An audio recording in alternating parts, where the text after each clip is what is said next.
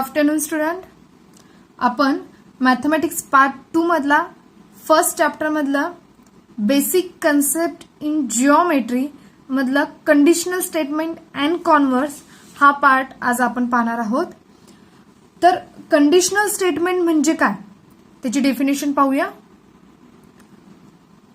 Definition: conditional statement, the statement which can be written in the if then form are called conditional statement. Okay, म्हणजे असं वाक्य जे if then च्या form मध्ये, म्हणजे ज्यालाच आपण मराठीत म्हणतो जर तर. ओके, याला काय म्हणतो आपण? जर तर.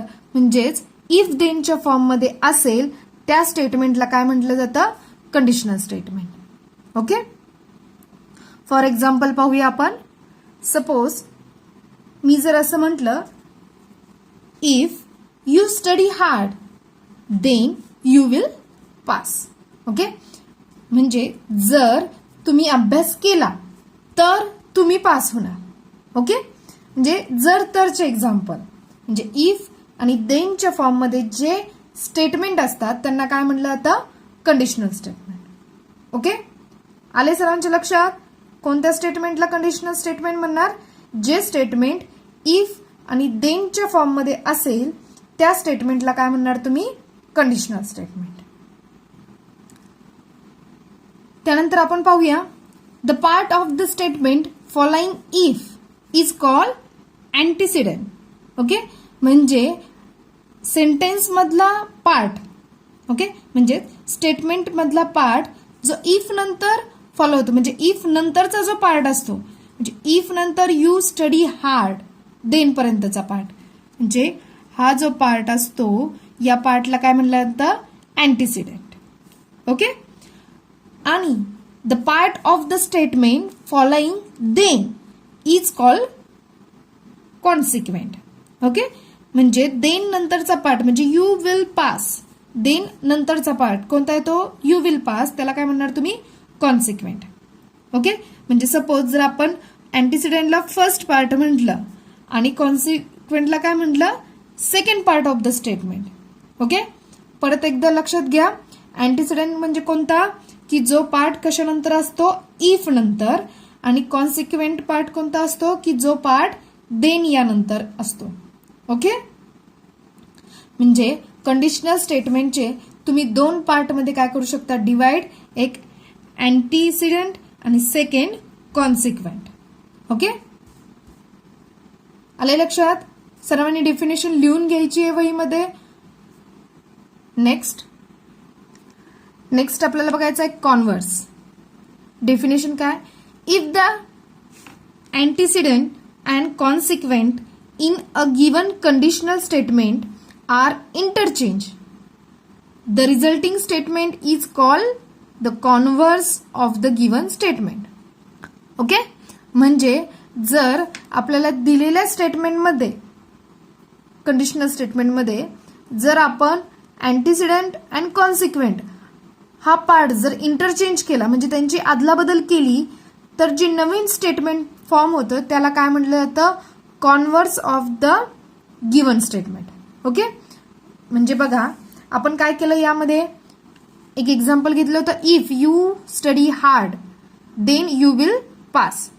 यांच्यामध्ये आपण अँटीसिडेंट काय घेतला होता? यू स्टडी हार्ड हा आपला फर्स्ट पार्ट आहे आणि कॉन्सिक्वेंट काय होता? यू विल पास हा आपला सेकंड पार्ट आहे. मग कॉन्व्हर्स मध्ये काय होतो? तुमचा फर्स्ट पार्ट हा देन नंतर जातो आणि सेकंड पार्ट हा इफ नंतर येतो. ओके, म्हणजे या दोघांमध्ये काय केली जाते? अदलाबदल केली जाते आणि त्यावेळेस जे स्टेटमेंट फॉर्म होतं त्याला काय म्हणलं जातं? Converse of the given statement. Okay, तर एक एक्झाम्पल बघूया आपण.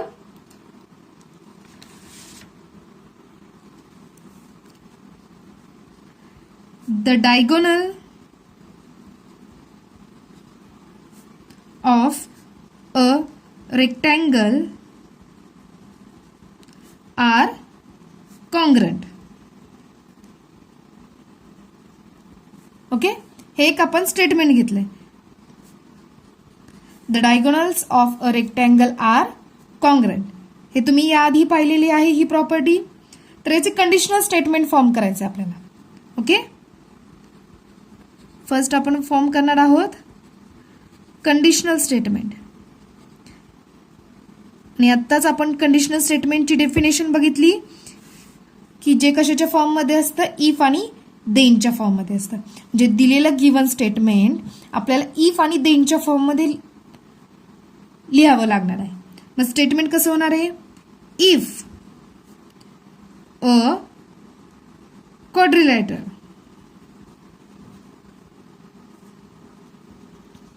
ओके, रेक्टँगल हा काय, क्वाड्रिलॅटरल. म्हणजे if a quadrilateral is a rectangle, then its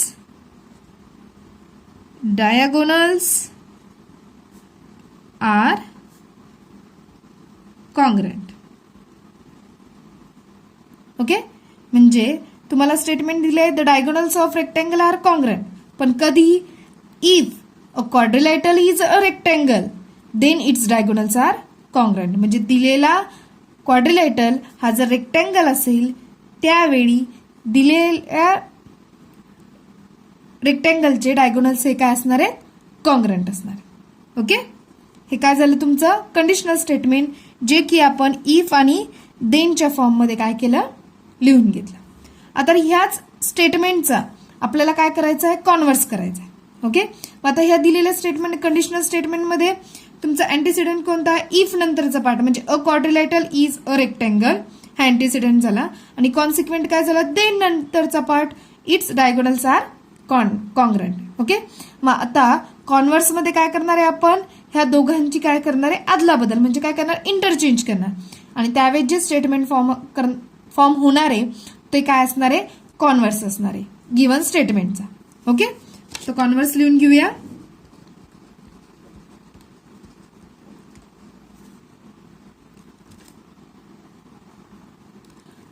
okay, मग आपण काय करणार आहे आता,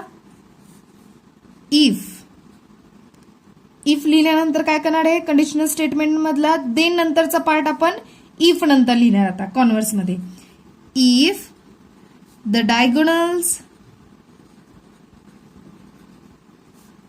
ऑफ अ कशाचे, क्वाड्रिलॅटरलचे, if a diagonal of a quadrilateral,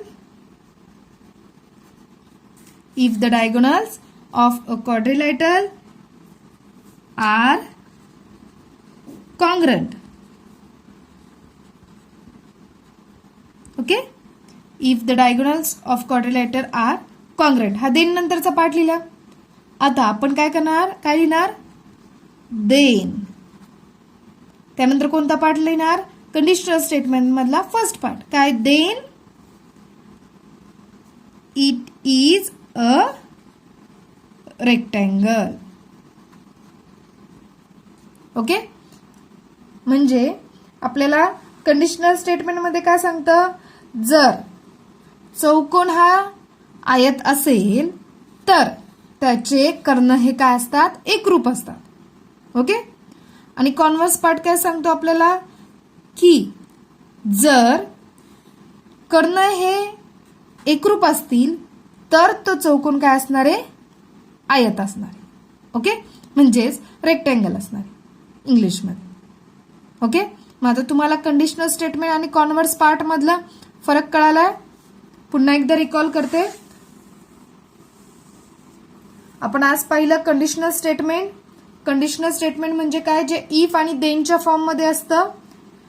त्यानंतर पाहिलं आपण इफ नंतरच्या पार्टला काय म्हटलं जातं, अँटीसिडेंट, आणि देन नंतरच्या पार्टला काय म्हटलं जातं, कॉन्सिक्वेंट. कशामध्ये, कंडिशनल स्टेटमेंटमध्ये.